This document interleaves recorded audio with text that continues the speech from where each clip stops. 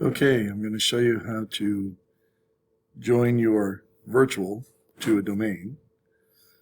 So as in many things, we're going to go right to Control Panel.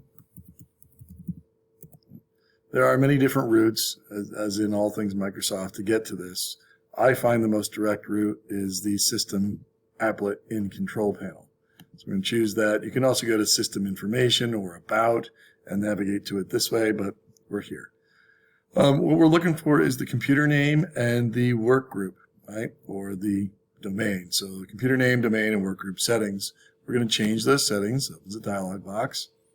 And inside that dialog box, you're going to see to rename this computer or change its domain. So we're going to change, and that opens up a third dialog box. Yep, it's now, Inception, the movie Inception. We're looking for a pretty French girl.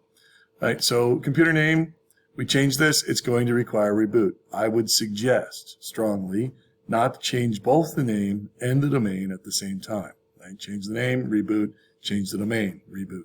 Right? Don't try to do them both at the same time. It's not a requirement, but it is a best practice. So right now, I'm going to leave the PC name the same, and I'm just going to change my domain. So I'm going to do that, and I need a couple things.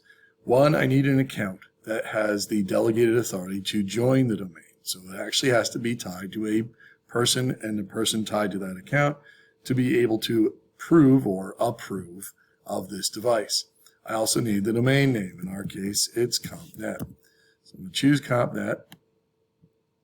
Okay, and here's where I have the opportunity to add a user or to log in as a user.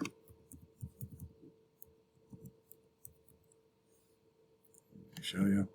So there it is. It's QWERTY. I add DC. DC for domain controller. If you go back to the little video or PowerPoint presentation on domain controllers, computer or client server networks, that's where you'll see it.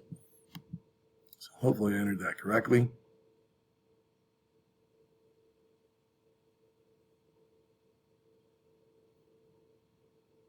And you'll notice that once I entered it, I get a little pop-up that says welcome to the CompNet domain. So I say okay. Yep. And you have to restart, but once you click OK, it doesn't actually restart it.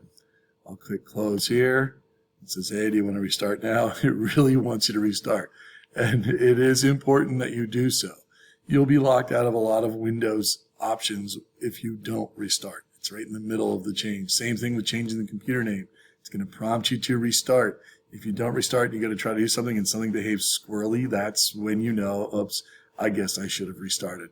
So after this, boom, you restart, and now it defaults to that domain. So there is still local user accounts. There are still local users. You can still log into this machine as a local user, but it will default to the domain because now you're part of that overseeing authority.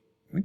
That's all it takes to join the domain. Using it, whole different story, but to join it, that's not much to it. Right? If you have any questions, you know where I am.